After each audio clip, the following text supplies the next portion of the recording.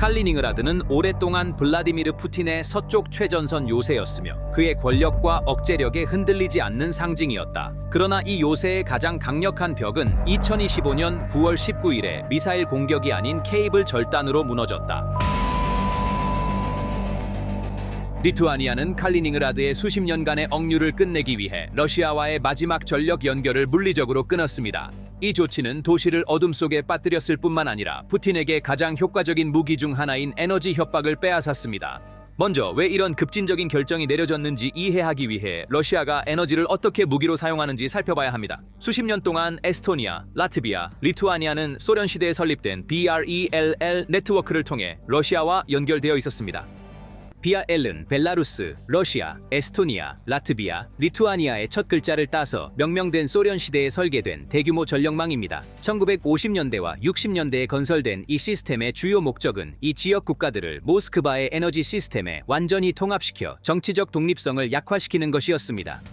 스몰렌스크와 같은 중심지의 러시아 발전소는 발트 지역 전체에 50Hz의 고정 주파수로 에너지를 공급하여 탈린에서 칼리닝그라드까지 불을 밝혔습니다. 그러나 이것은 에너지 서비스가 아니라 정치적 지배였습니다.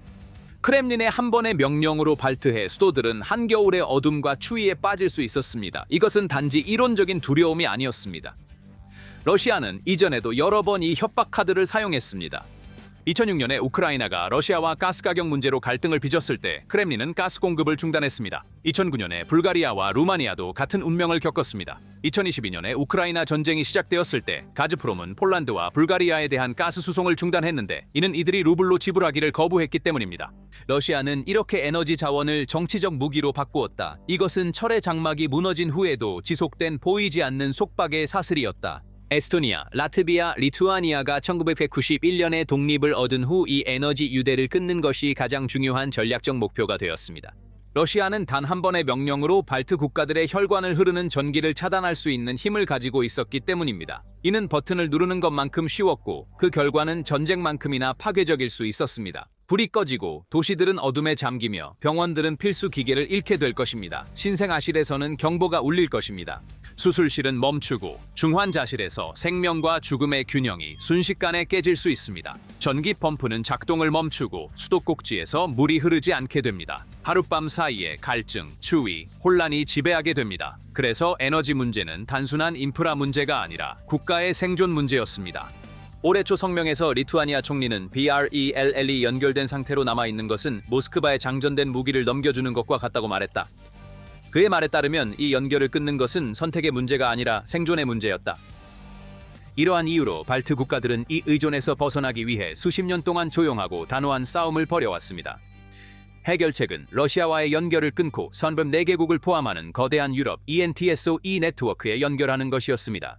이 과정은 2004년 유럽연합에 가입한 후 시작되었으며 수십억 유로의 투자가 필요했습니다. 리투아니아, 라트비아, 에스토니아는 이 역사적인 전환을 완료하기 위해 16억 유로를 초과하는 대규모 투자 패키지를 실행했습니다. 이 돈의 모든 센트는 모스크바의 협박에서 벗어난 안전하고 독립적인 미래를 위한 투자였습니다. 이 투자의 대표적인 예는 단연코 하모니 링크 프로젝트였습니다. 리투아니아는 이 프로젝트에만 7억 유로를 투자하여 폴란드와 연결할 것입니다. 이 프로젝트는 또한 발트 국가들의 전략적 지혜를 보여줍니다. 원래 수중에 설치될 예정이었던 이 고전압 케이블은 러시아의 군사적 위협 증가와 발트해에서의 잠수함 사보타주 위험을 고려하여 더 안전하고 통제 가능한 육상 경로로 변경되었습니다. 이것은 단순한 공학적 선택이 아니라 크렘린의 하이브리드 위협에 대한 현명한 예방 조치였습니다. 동시에 북쪽의 에스토니아는 에스트링크2라는 현대화 작업을 완료하여 핀란드와의 S2 연결 용량을 650메가와트로 증가시켰습니다. 이로 인해 발트 국가들이 중앙 유럽뿐만 아니라 안정적이고 부유한 스칸디나비아 에너지 시장과 연결되는 두 번째 생명선을 만들었습니다. 폴란드는 이 프로젝트의 초석이었습니다. 바르샤바는 단순한 경유국 역할을 하지 않았습니다. 수십억 유로 상당의 새로운 케이블 라인을 설치하여 자체 전력을 강화하고 주요 관문이자 안정성의 기둥 역할을 맡아 발트 국가들이 유럽 시스템에 완전히 통합될 수 있도록 했습니다. 이러한 모든 준비는 2025년 2월 8일에 역사적인 단계로 절정에 달했습니다. 그날 발트해 전력망은 러시아 시스템에서 분리되어 유럽 네트워크와 동기화되기 전에 하루 동안 독립적으로 운영할 수 있음을 증명했습니다. 빌뉴스, 리가, 탈린의 거리의 일반 사람들에게 이것은 두 번째 독립선언과 같았습니다. 더 이상 모스크바가 아니라 브뤼셀이 그들의 조명과 난방을 통제하게 되었습니다. 이 변화의 긍정적인 효과는 즉시 나타났습니다. 전기 요금은 라트비아에서 15%, 에스토니아에서 12%, 리투아니아에서 10% 하락했습니다. 라트비아는 여분의 풍력 에너지를 스웨덴에 판매하여 단 6개월 만에 5천만 유로를 벌었습니다. 발트 국가들은 1억 4,400만 인구와 2조 유로 경제를 가진 러시아에 대해 탱크나 전투기가 아닌 공학과 전략적 계획으로 큰 승리를 거두었습니다. 이 위대한 탈출 프로젝트가 얼마나 성공적이었는지, 그리고 에너지 강국으로서 러시아의 명성이 얼마나 흔들렸는지를 보여주는 가장 아이러니한 증거는 가장 예상치 못한 곳인 민스크에서 나왔다. 알렉산드르 루카셴코 정권조차도 2027년까지 러시아 대체 에너지를 개발할 수 있음을 암시하며 언젠가 모스크바의 에너지 지배에서 벗어날 수 있음을 시사했습니다. 이는 배신의 신호가 아니라 절박함의 외침입니다. 전쟁, 제재, 그리고 내부 붕괴로 인해 자신이 의존하는 러시아 에너지 시스템이 얼마나 신뢰할 수 없고 불안정해졌는지 루카셴코조차도 보고 있다. 이러한 모든 조치가 취해지는 동안 칼리닝그라드의 상황은 달랐다. 약 100만 명이 거주하는 이 지역은 에너지섬이 되었다. 과거에는 리투아니아 전력망이 기술적 고장 시 생명선 역할을 했지만 이제 칼리닝그라드는 폭풍우 속에서 엔진이 고장난 배처럼 홀로 남겨져 있습니다. 정의는 전적으로 자체 발전소에 의존하고 있습니다. 데이터에 따르면 스베틀리 가스 발전소는 450메가와트를, 오래된 석탄 발전소는 600메가와트를, 디젤 발전기는 300메가와트의 전기를 생산합니다. 총 용량은 1.88기가와트로 여름에는 900메가와트, 겨울에는 1200메가와트의 소비를 충족하기에 충분해 보입니다. 그러나 이러한 수치는 시스템의 취약한 본질을 숨길 수 없습니다. 2025년 6월 우크라이나 정보부에 의해 변전소가 파괴되어 칼리닝그라드의 군사시설들이 전력을 잃었습니다. 이 사건은 시스템이 얼마나 민감한지, 그리고 어떤 정전이 위기의 연쇄 반응을 일으킬 수 있는지를 보여주었습니다. 이러한 에너지 고립은 또한 주요 군사적 취약성을 초래합니다. 칼리닝그라드는 푸틴의 가장 중요한 말, 심지어 체스판 위의 여왕이며 폴란드에서 독일까지, 스웨덴에서 덴마크까지 전체 지역을 위협하는 데 사용됩니다. 칼리닝그라드의 주요 군사 역할은 북대서양 조약기구 용어로 접근 및 지역 거부라는 개념을 구현하는 것입니다. 즉, 잠재적인 위기 상황에서 발트해와 공역의 상당 부분을 접근 불가능한 구역으로 만들어 북대서양 조약기구, 해군, 공군의 진입이나 작전이 자살 행위와 같게 만드는 것입니다.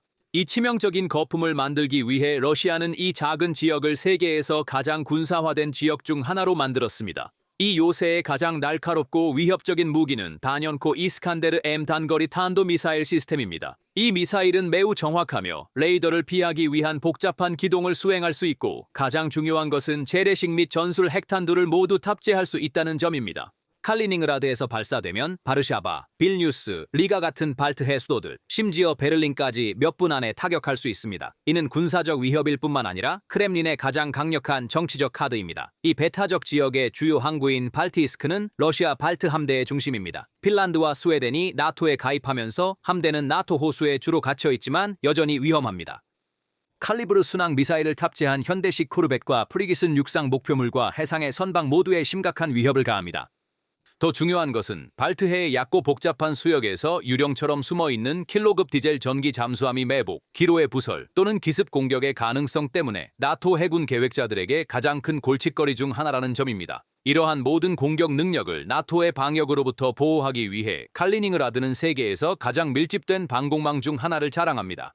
수많은 S-400 트라이엄프 배터리가 고고도 스텔스 항공기부터 저고도 순항 미사일까지 모든 종류의 공중 위협에 대해 수백 킬로미터를 덮는 방패를 형성합니다. 이 방패는 이스칸데르 미사일과 발트 함대가 보복에 대한 두려움 없이 작전할 수 있도록 보장합니다.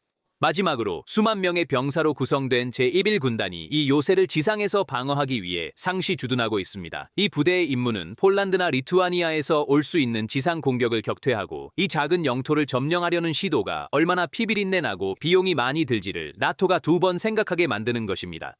그러나 모든 요새처럼 칼리닝그라드에도 아킬레스건, 약점이 있습니다. 이 약점은 수십 년 동안 크렘린이 무시해온 현실이지만 이제는 최악의 악몽이 되었습니다.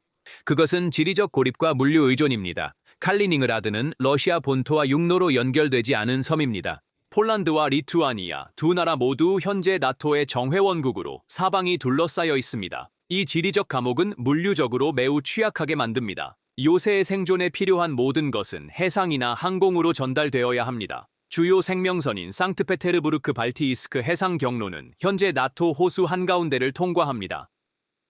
잠재적인 갈등이 발생할 경우 스웨덴의 조용한 고틀란드급 잠수함, 독일의 타입 212A 잠수함, 폴란드와 핀란드 해군, 그리고 나토의 공군력이 이 경로를 쉽게 죽음의 통로로 바꾸고 칼리닝라드를 바다에서 완전히 봉쇄할 수 있습니다. 공중 보급은 더욱 위험합니다. 러시아 군용 수송기는 칼리닝라드에 도달하기 위해 나토의 공중 방어 시스템으로 가득 찬 좁은 통로를 통과해야 합니다. 이것은 거의 자살 임무와 같습니다. 그리고 리투아니아의 최근 조치는 이 물류 악몽에 새로운 가장 치명적인 요소인 에너지를 추가했습니다. 이 모든 첨단 군사 장비, 특히 S-400 레이더 기지, 지휘 및 통제 센터, 그리고 24시간 운영해야 하는 미사일 발사대는 매일 엄청난 양의 전력을 소비합니다. 리투아니아는 이제 마지막 전력선을 해체하고 있으며 칼리닝라드는 완전한 에너지 섬이 되었습니다. 잠재적인 갈등이 발생할 경우 나토는 칼리닝라드의 발전소를 폭격할 필요조차 없을지도 모릅니다. 이 발전소에 대한 가스 공급을 차단하는 것만으로도 충분할 것입니다.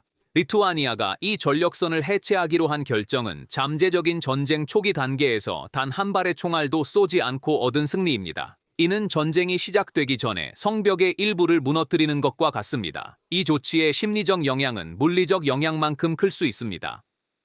칼리닝라드에 거주하는 러시아 시민들과 그곳에 주둔한 수만 명의 군인들에게 이것은 포위가 완료되었다는 가장 명확한 신호입니다. 그들과 그들을 둘러싼 나토 국가들 사이에 마지막 정상적인 연결이 이제 끊어졌습니다. 이 전략적 패배에 대한 크렘린의 반응은 예상대로 분노했지만 마찬가지로 무력한 비난이었습니다. 세르게이 라브로프 외무장관은 리투아니아의 행동을 적대적 고조이자 경제전쟁 선언이라고 부르며 보복을 약속했다. 이 성명 직후 9월 초에 촬영된 위성 사진은 리투아니아 국경과 칼리닝라드의 전략적 수발키갭 근처에 핵 능력을 갖춘 새로운 이스칸데르 미사일 시스템이 배치된 것을 보여주었습니다. 이것은 네트워크 변경 이후 모스크바의 가장 강력한 군사 조치였습니다. 그러나 이러한 미사일은 칼리닝라드의 에너지 문제를 해결하지 못합니다. 오히려 이 지역을 더욱 고립시킴으로써 모스크바가 이 지역을 방어하기 위해 더 많은 자원을 할당하도록 강요하고 있으며 이는 자산보다 부담이 되고 있습니다. 이 전략적 교착 상태는 칼리닝라드에 거주하는 약 100만 명의 사람들의 삶을 지옥으로 만들고 있습니다. 유럽연합과 미국이 부과한 2,500개 이상의 제재가 상황을 더욱 악화시키고 있습니다. 발전소의 예비 부품을 찾는 것이 40% 더 비싸졌습니다. 전기 요금이 본토 러시아에 비해 2배가 되어 킬로와트시당 8루블에 이르렀습니다. 평균 월급이 45만 루블이고 평균 연금이 20만 루블인 지역에서 5천 루블의 전기 요금은 많은 가정에 큰 부담이 되고 있습니다. 사람들이 난방을 위해 나무를 태우는 난로를 사용하면서 제재와 선적 지연으로 인해 슈퍼마켓 선반이 비어가고 있습니다. 한때 번성했던 수출 중심지였던 칼리닝라드의 경제도 붕괴 직전에 있습니다. 세계 최대의 호박 광산 중 하나인 얀타르니 광산에서는 2025년 1분기에 전력 변동으로 인해 생산이 18% 감소했습니다. 유럽으로 트럭으로 운송되던 화물은 이제 해상으로 운송되어야 하며 이는 배송 시간을 몇 주 연장하고 비용을 15% 증가시킵니다. 전쟁 전 매년 100만 명 이상의 관광객을 끌어들였던 지역의 해변과 프로이센 성은 이번 여름에 40만 명 미만의 방문객을 맞이했습니다. 호텔의 정전과 어두운 조명은 관광객들을 이 지역에서 멀어지게 했습니다. 디젤 비용이 3배로 증가하고 어획물이 상하지 않도록 일찍 돌아와야 하기 때문에 어선들이 운영에 어려움을 겪고 있습니다. 8월에 어업이 22% 감소했습니다. 이러한 수치는 경제적 어려움뿐만 아니라 공장에서 노동자를 해고하고 호박 조각가들이 밀주 보드카를 판매하는 등 인간적인 드라마도 반영합니다. 모스크바는 아일랜드 레질리언스라는 50억 루블 보조금 패키지와 상트페테르부르크로 가는 새로운 페리 서비스를 추가하여 상황을 해결하려고 시도하고 있습니다. 그러나 운송 비용은 여전히 40% 더 높고 겨울 폭풍은 이 취약한 공급선을 완전히 끊을 위협이 됩니다. 칼리닝라드의 모든 불빛은 이제 경고로 작용하여 이 지역 전체가 얼마나 취약해졌는지를 상기시킵니다. 발트 국가들에게 이 사건은 자부심의 원천이자 두 번째 독립의 순간이었습니다. 언론, 학교, 그리고 일반 사람들은 이 움직임을 소련 과거와의 최종 결별이자 주권의 승리로 축하했습니다. 수십 년간의 러시아 압박의 상징인 비아렐그리드에서 벗어나는 것은 단순한 기술적 문제가 아니라 심리적 승리이기도 했습니다. 이 세 개의 작은 나라들이 인구 600만 명을 합쳐 러시아의 1억 4,400만 명에 맞서 단 한 발의 총알도 쏘지 않고 이룬 이 조용한 혁명은 세계에 중요한 교훈을 가르쳤습니다. 힘은 미사일이나 메가와트로만 측정되는 것이 아닙니다. 홀로 서고 올바른 동맹과 연결하며 폭풍을 견디려는 의지로도 측정됩니다. 그래서 어떻게 생각하시나요? 리투아니아의 칼리닝그라드 전력 차단이 러시아의 얼마나 전략적 패배일까요? 유럽의 러시아 에너지 독립이 세계 권력 균형을 어떻게 바꿀까요? 그리고 이 새로운 현실 속에서 칼리닝그라드의 미래는 어떻게 형성될까요? 귀중한 분석과 예측을 댓글 섹션에 공유해 주세요. 시청해 주셔서 감사합니다. 채널 구독, 알림 설정, 그리고 이 비디오의 좋아요를 눌러 독립적인 분석을 지원해 주세요. 분석을 지원해 주세요. 분석을 지원